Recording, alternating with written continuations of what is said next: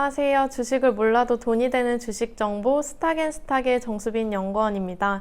지난 10월 SK텔레콤의 인적 분할 소식이 큰 화제를 불러 모았습니다.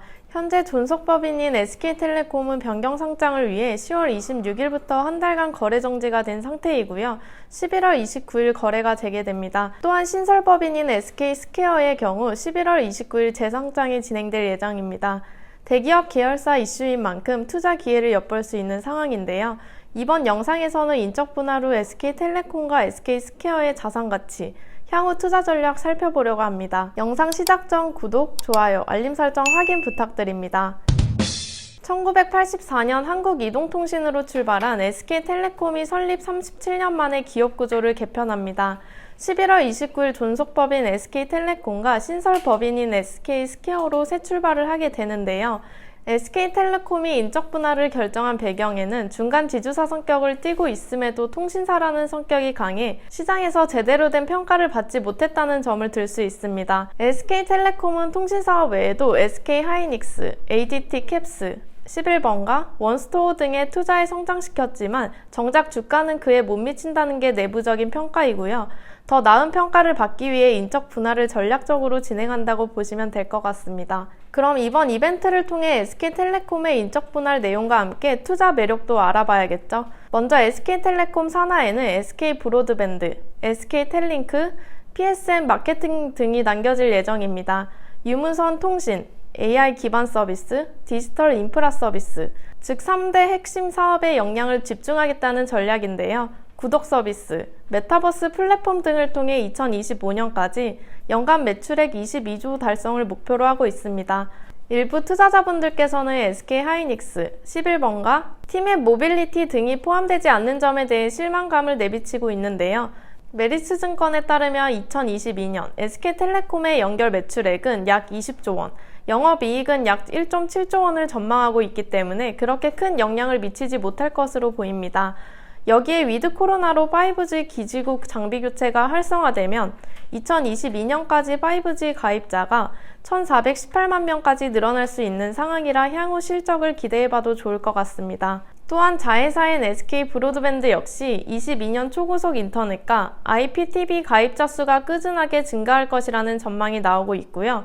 배당 역시 약 4% 정도를 유지할 것이라는 분석이 나오고 있어 알짜회사의 역할을 톡톡히 할 것으로 보입니다. SK스퀘어에는 총 16개의 자회사가 편입됩니다. 앞서 언급해드린 SK하이닉스, 11번가, 티맵 모빌리티뿐 아니라 SK실더스, 원스토어, 웨이브, 드리머스 컴퍼니 등이 포함됩니다. 크게 분류하자면 반도체, ICT, 플랫폼 등 미래사업과 관련한 곳이고요. SK스퀘어는 향후 자회사 지분관리를 진행하는 지주회사의 역할을 맡게 됩니다.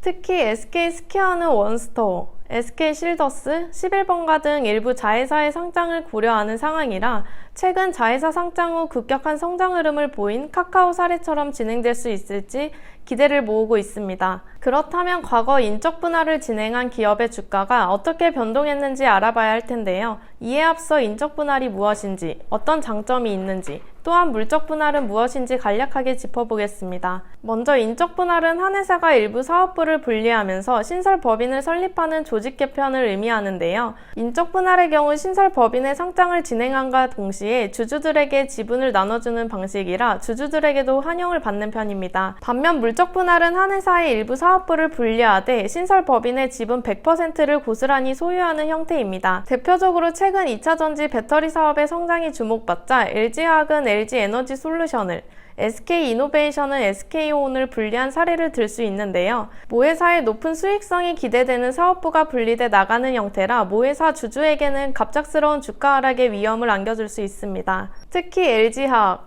SK이노베이션의 2차전지 배터리 사업의 전망을 보고 주식을 산 투자자들의 실망감은 훨씬 더 크겠죠. 투자자들이 인적 분할로 더 큰 수익을 얻은 사례는 어렵지 않게 찾을 수 있습니다. 대표적인 예로는 대린산업과 FNF가 있습니다. 대린산업은 올해 1월 DL가 신설법인 DLENC로 인적 분할을 진행했는데요.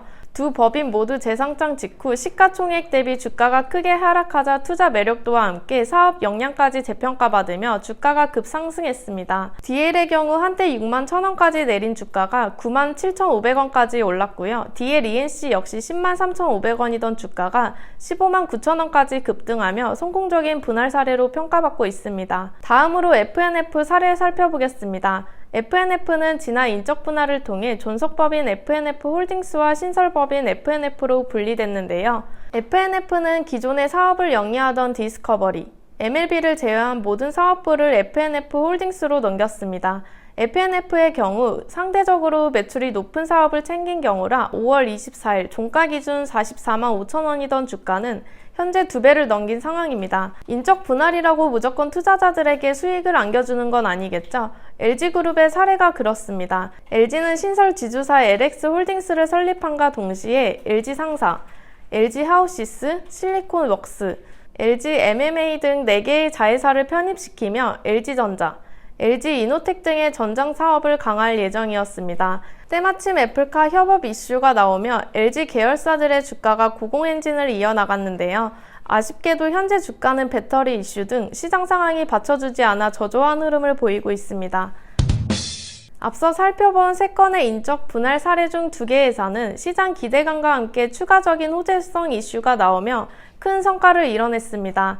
반대로 LG의 경우 시장의 기대감에 부합하지 못해 아쉬운 성과를 거뒀는데요. 이번 SK텔레콤과 SK스퀘어 역시 재상장 후 시장 흐름에 따라 주가의 방향성이 달라질 것으로 예상됩니다. 다만 추가적으로 고려해봐야 할 점은 두 회사의 분할 후 가치가 저평가될 것이라는 전망이 나온다는 점인데요. 그렇다면 매수 기회가 될 수도 있겠죠. 이번 인적 분할에 관심 있는 투자자분들께서는 이런 부분 고려해 진입 타이밍 확인해 보시면 좋을 것 같습니다. 영상 끝까지 시청해주셔서 감사드립니다. 구독, 좋아요, 알림 설정 다시 한번 확인 부탁드립니다. 이상 주식을 몰라도 돈이 되는 주식 정보 스탁앤스탁의 정수빈 연구원이었습니다. 감사합니다.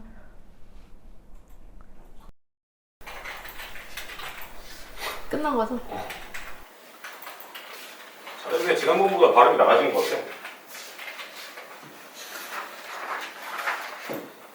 피드백을 잘 받구만. 젊어서 그런가? 피드백이 잘 들어가.